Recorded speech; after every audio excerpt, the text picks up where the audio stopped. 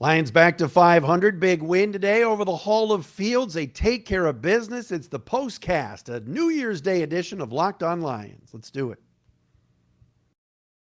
You are Locked On Lions, your daily Detroit Lions podcast. Part of the Locked On Podcast Network, your team every day.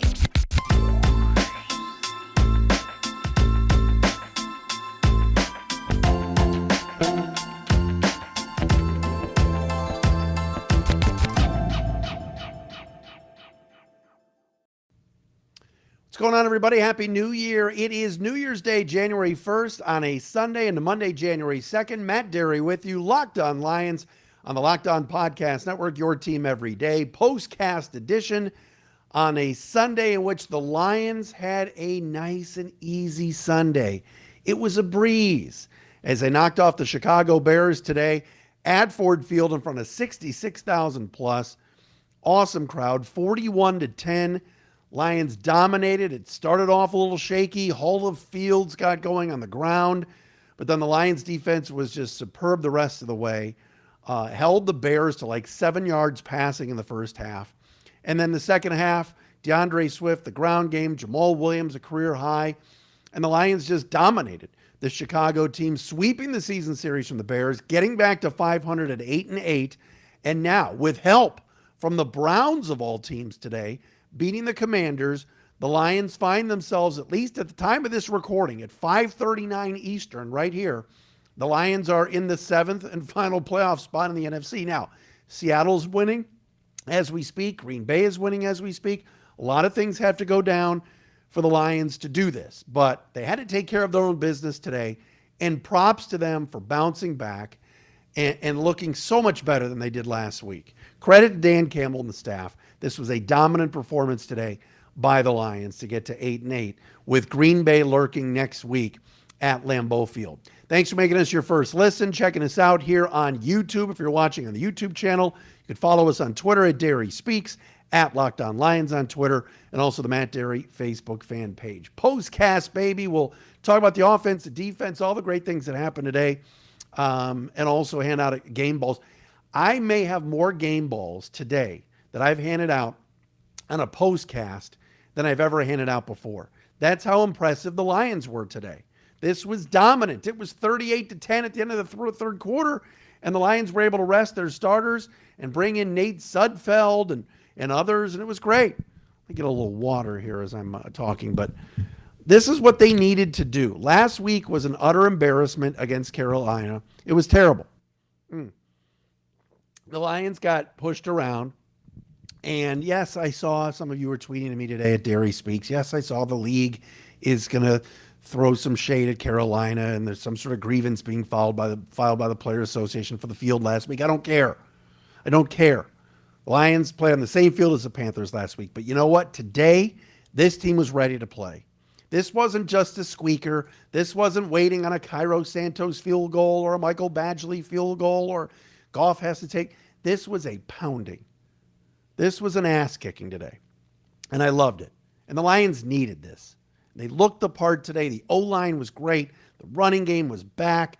The defensive line, Aiden Hutchinson, what a monster. He was fantastic today. He was awesome. Played the part of the number 2 overall pick. How about the secondary? Notice who wasn't out there much today?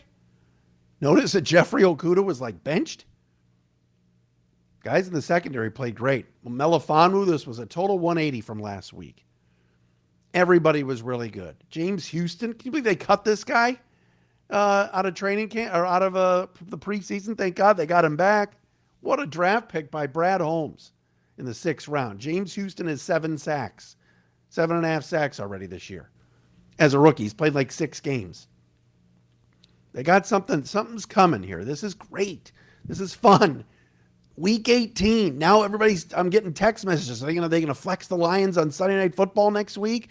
Are they going to play on Saturday at 4:25 in the primetime window? Could they move them to Saturday, which I don't think is possible.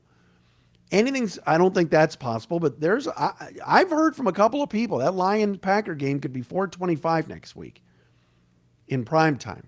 Not in prime time, but the prime slot. Now, If Seattle were to lose, and right now they're winning, but if Seattle were to lose today to the Jets, then Lions-Packers would be for all the marbles next week. But that's probably not going to happen. It looks like the Seattle's going to win that game today. We'll see. But the fact that we're having this conversation, ladies and gentlemen, is awesome. The Lions have surpassed the win total that I thought they would have. And I'm no expert, but you know what I mean. I said 7-10. They're at 8 wins. They're at 8-8 with a game and a shot at the Packers next week. And by the way, the Vikings, nice first half today. Maybe I should call them frauds. But the Lions win today, 41-10 over the Bears. Some of the highlights, Jared Goff, 21 of 29 passing for 255, 3 touchdowns. How about a passer rating of 133.5? What about Hall of Fields, though? Ooh, 40.8 passer rating, 7 for 21 for 75 yards. And the interception at the end of the first half to Aiden Hutchinson, like, what was that? The Lions dropped 11 guys in coverage and didn't even rush. And Fields just lobbed it to Aiden Hutchinson, who becomes the first rookie defensive end, I think, in NFL history to have 3 interceptions his first season. How about that? But Jared Goff today was pinpoint. He was really good. Like, really good. Jared Goff was all over it.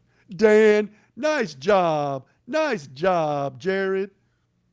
I listened to the broadcast today, the radio broadcast. I think Lomas Brown said nice job 562 times. Jamal Williams, franchise, career high, 144 yards today, including a career long of 58. Did you see in the fourth quarter when Jamal Williams was running down the sideline on his 58-yard run, Jared Goff was out of the game and was on the sidelines with his helmet off, running with Williams? That's what this team's about. They're a team. Jared Goff out of the game, still rooting on his teammate.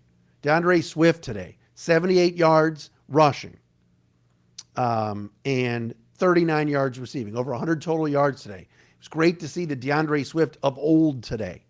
Amon-Ra St. Brown, 4 catches today. That means 100 for the season.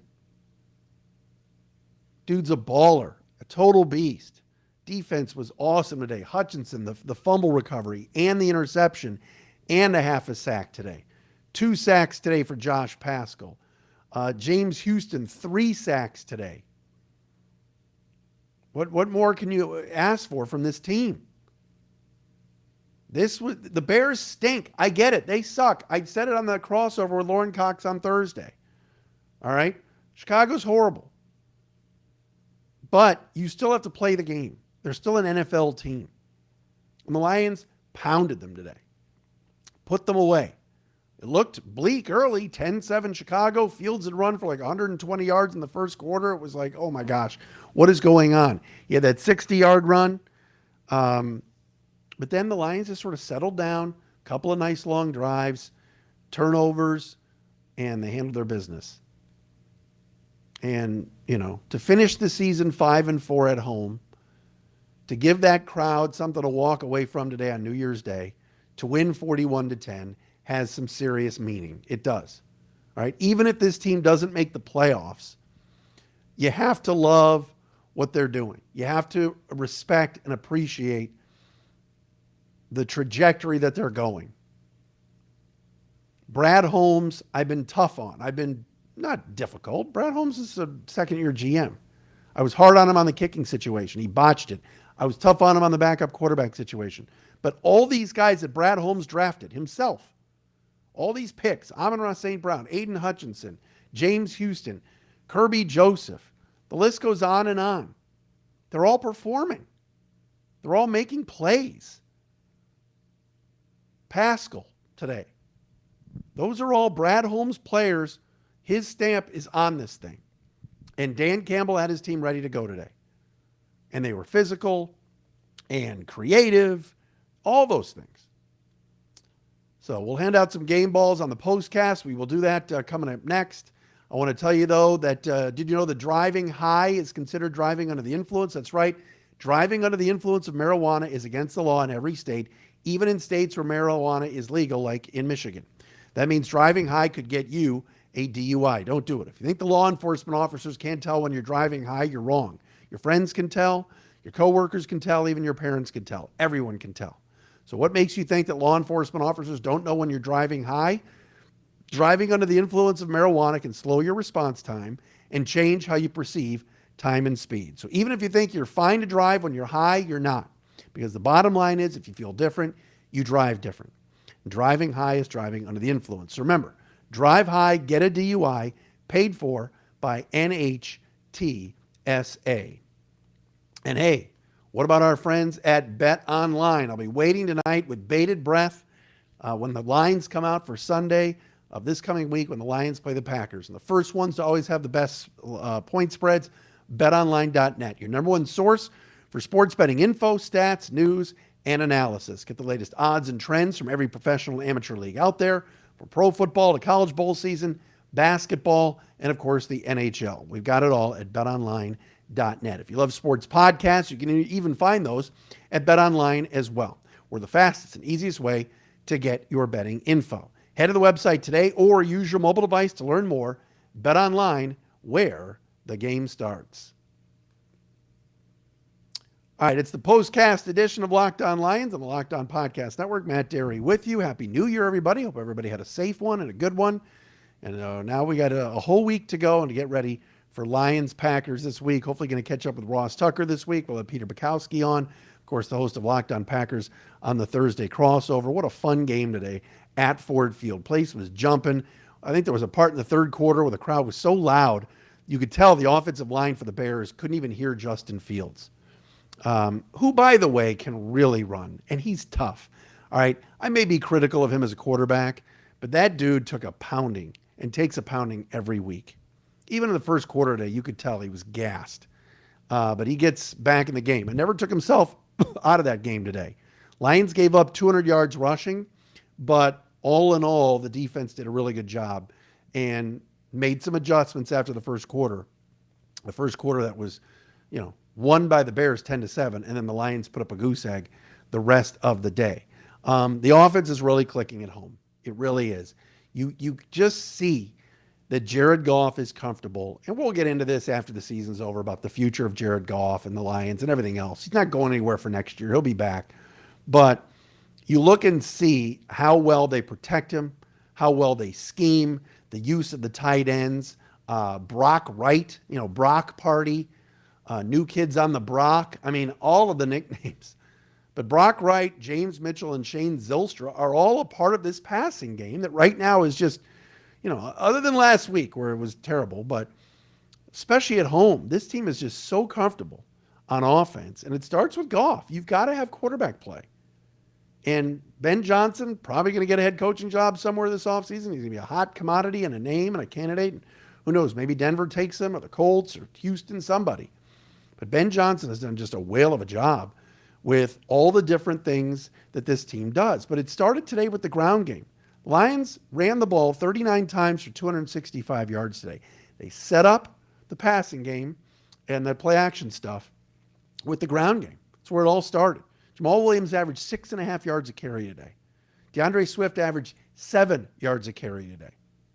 All right? It was like TCU running through Michigan. Sorry. But it's true. Michigan's defense couldn't stop the run. Today, the Bears' defense couldn't stop the Lions. And I get the Bears are banged up and they traded Roquan Smith and Robert Quinn and all these guys. I get that. But they're still an NFL team. And I thought today the Lions did a heck of a job running the football. And then with the weapons they have offensively, it was great to see Jamison Williams today in the third quarter take that reverse after the Swift run and go for 40 yards. Just to get him a touch, you could just tell the weight was off his shoulders. He had the ball and he was able to move with it a little bit. They're not even really using him much. And he was targeted. How many times was he targeted today, Jamison Williams? He got 3 targets in the passing game and had that run for 40 yards today. But there's a lot of options for this Lions team as far as offensively. Game balls. All right, this could be the most game balls I've ever handed out after a game, but I got to do it. Number 1, Jared Goff has to get one. You have a passer rating of 133.5. That's freaking good. He just has command right now of this team. He's not turning it over. Took 1 sack today, 3 touchdowns, no interceptions. Jamal Williams gets a game ball, 144 yards, career high. the touchdown run, 58-yard run, and also in the passing game, caught a few balls too.